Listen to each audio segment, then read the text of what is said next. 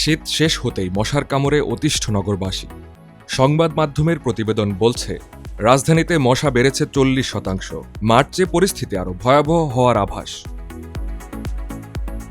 এমন পরিস্থিতিতে রাজধানীর মশা নিয়ন্ত্রণে নড়েচড়ে বসেছে ঢাকার 2 সিটি কর্পোরেশন।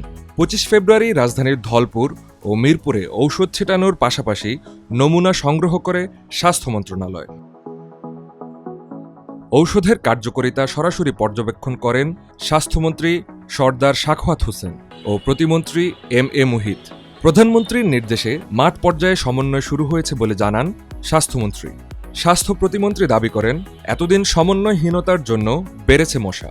আজকে আমাদের দুজনের একসাথে উপস্থিতি এটাই প্রমাণ করে যে আপনি যথার্থই বলেছেন, আমাদের প্রশাসনে বা যে কোনো জনস্বাস্থ্য কর্মসূচি বলুন, অন্যান্য কর্মসূচিতে অনেক সময় দেখা যায় সমন্বয়ের অভাব, যেটা আমাদের কাজকে ক্ষতিগ্রস্ত করে।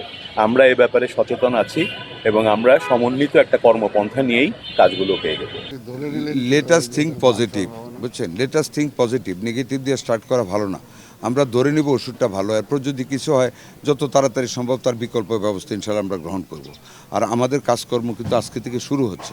আশা করি আমরা সাকসেসফুল হবো ইনশাল্লাহ। আমরা তো we are trying now, we have started. আমরা কিন্তু অনেক আগে থেকে চেষ্টাটা এখন শুরু করেছি। কাজে আমাদেরকে সফলকাম হওয়ার জন্য দোয়া করেন, পারবো না এটা বলেন না, যাতে পারি এটাই দোয়া করেন। মশা নিধনে কোনো অবহেলা সহ্য করা হবে না বলে হুঁশিয়ারি দেন দক্ষিণ সিটির প্রশাসক।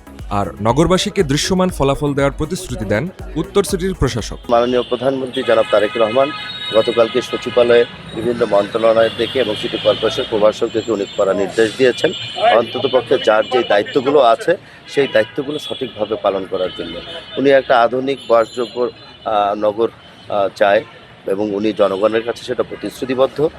সেই প্রতিশ্রুতিগুলো আমরা বাস্তবায়ন করব। যেখানে যেটা করার আমরা সেটাই করব ইনশাল্লাহ, এবং আমরা আশা করি যে মশককে আমরা নিয়ন্ত্রণের মধ্যে নিয়ে আসতে পারবো। তবে মশা নিয়ন্ত্রণে সিটি কর্পোরেশনের এই তৎপরতা কতটা কার্যকর হয় তা নির্ভর করছে ঔষধের সঠিক প্রয়োগ ও নিয়মিত তদারকির উপর।